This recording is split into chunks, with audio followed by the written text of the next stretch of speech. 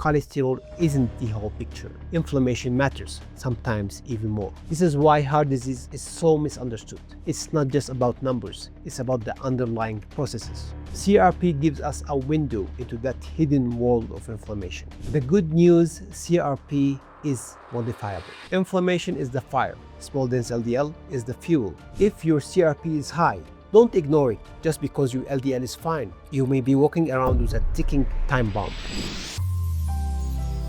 Peace be upon you. Welcome back to Menhuman. I'm Dr. Haitham Faraj, a certified cardiologist, nutritionist, and a personal trainer. Today, I want to talk to you about something critical, something that might be missing from your annual blood work. You could have perfectly normal cholesterol levels and still be at high risk of a heart attack or stroke. Now, how is that possible? It's called C-reactive protein, or CRP, a powerful marker of inflammation that can silently predict your cardiovascular future. Imagine this: two men, same age, both are non-smokers, both are having perfect LDL and total cholesterol levels. One of them ends up in the ER with a heart attack, facing a life-threatening situation. The other goes on to live another 30 healthy years. The difference? CRP. One of them had dangerously high levels while the other didn't. Now, what is CRP? CRP stands for C-reactive protein. It's produced by the liver in response to inflammation. Not just infections or injuries. We're talking chronic low-grade inflammation, the kind that brews silently inside your blood vessels. This kind of chronic inflammation damages the inner lining of your arteries, called the endothelium, and makes it easier for cholesterol particles, especially small dense LDL, to penetrate and form plaques. This is why high CRP, even in the presence of normal cholesterol levels, is a warning sign of danger ahead. There are two types of CRP tests. The first one is standard CRP, often done when you're sick or having an infection. The second one is HSCRP, or high sensitivity CRP, which is sensitive enough to detect subtle chronic inflammation in the arteries. This is the test we use to assess heart disease risk. Now, let's dive into the research. A massive study called Jupiter Trial, published in the New England Journal of Medicine,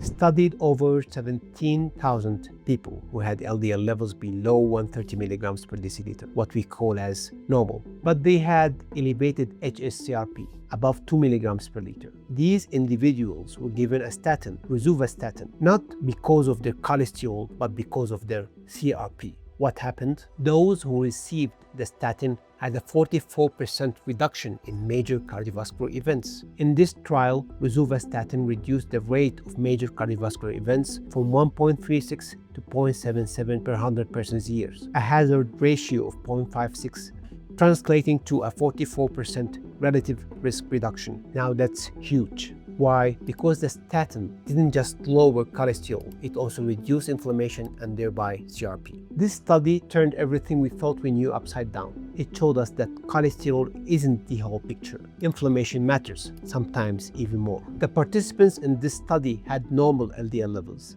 yet their elevated CRP revealed a high level of underlying inflammation. And that inflammation, not their LDL levels, was putting them at serious cardiovascular risk. Now, why there are some people with normal LDL still get heart attacks? I see this in my practice all the time. Someone comes in after a heart attack confused. But doctor, my cholesterol was fine. And it was, but we weren't checking their inflammation. We weren't checking CRP. Inflammation triggers endothelial damage. It promotes plaque formation. And if the plaque is unstable, meaning it has inflammatory cells inside, it's more likely to rupture. That rupture is what causes the clot and the heart attack. CRP acts like a silent alarm, warning us that something dangerous is brewing, even if traditional lipid panels look normal. So what raises CRP? You'll be surprised. Number one is poor diet, consuming processed foods, sugar, seed oils, and refined carbs. These foods promote insulin resistance and oxidative stress, both of which drive systemic inflammation. Number two, visceral fat.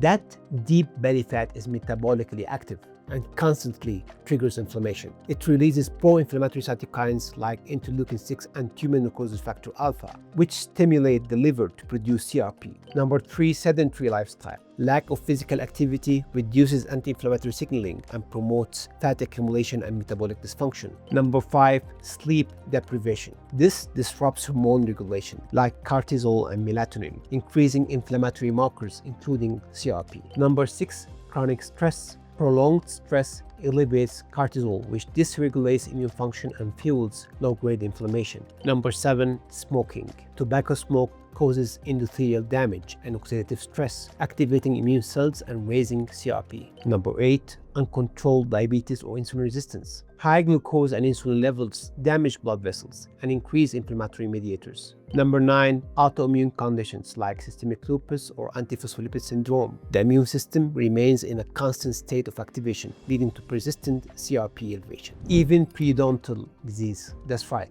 gum disease, can chronically raise your CRP. It's a whole body inflammation problem. Your arteries are simply where the damage shows up. Now, let's talk numbers. Here's how hsCRP levels are interpreted.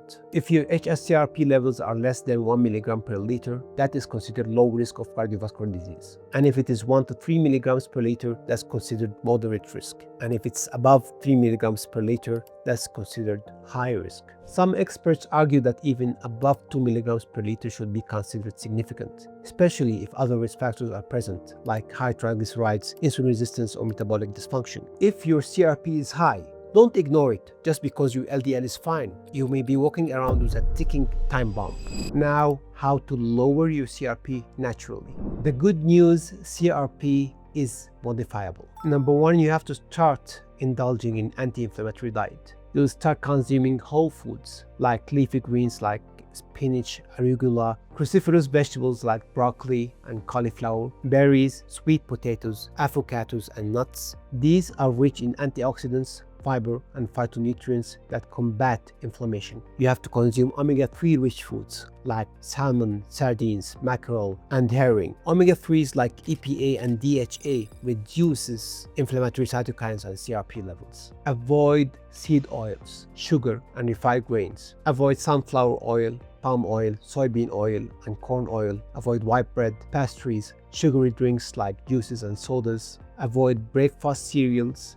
These food promote oxidative stress, insulin resistance, and chronic inflammation. Add turmeric, ginger, garlic, and extra virgin olive oil. Use in soups, stews, curries, teas, salad dressings, or as seasoning for meats and vegetables. These natural compounds contain bioactive ingredients like curcumin in turmeric, gingerol in ginger, allicin in garlic, and oleucanthal found in extra virgin olive oil, all of which help inhibit inflammatory signaling in the body, reduce oxidative stress, and support heart health. These foods reduce oxidative stress and block inflammatory pathways that drive CRP production. Number 2, you have to exercise regularly. Even brisk walking for 30 minutes a day lowers inflammation. Physical activity improves insulin sensitivity and reduces visceral fat, both of which decreases CRP. Number 3, you have to lose visceral fat. This alone can drop CRP significantly. Reducing or eliminating visceral fat cuts off a major source of inflammatory cytokines that stimulate CRP release. If you want an 8-week plan that will help you lose visceral fat, check out this video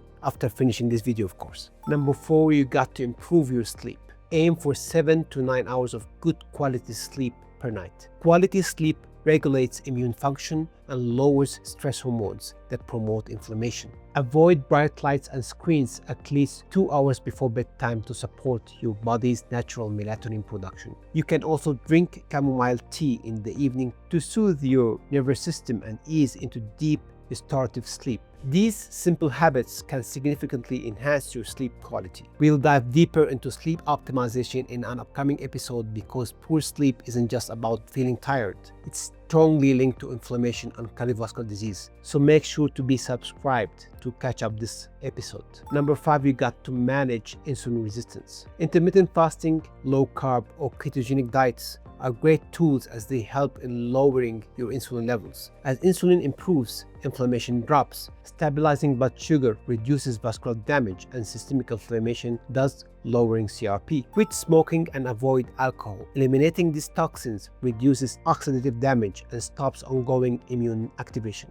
Number 7, you can take supplements after consulting your healthcare provider. You can take omega-3 fatty acids, vitamin D3, K2, magnesium glycinate, curcumin, the active compound, and turmeric. These nutrients have anti-inflammatory effects and help modulate immune responses that influence CRP levels. You could be thin, active, and have perfect cholesterol levels. But if your CRP is high, your arteries may still be under attack. Inflammation is the fire. Small dense LDL is the fuel. Without the fire, the fuel won't ignite. But when inflammation is present, even a small amount of small dense LDL can become deadly. This is why heart disease is so misunderstood. It's not just about numbers, it's about the underlying processes. CRP gives us a window into that hidden world of inflammation. If you've never had your HS-CRP checked, talk to your doctor, especially if you have a family history of heart disease, metabolic issues, or inflammatory conditions. Don't rely on your LDL levels. If you found this video eye-opening, please share it with someone you love. It might save a life. Comment below if you've had your CRP checked or want help improving it. Don't forget to like, subscribe, and hit the bell for more science-packed insights. Check out my book, Is LDL Really Our Enemy? Cracking the Cholesterol Code.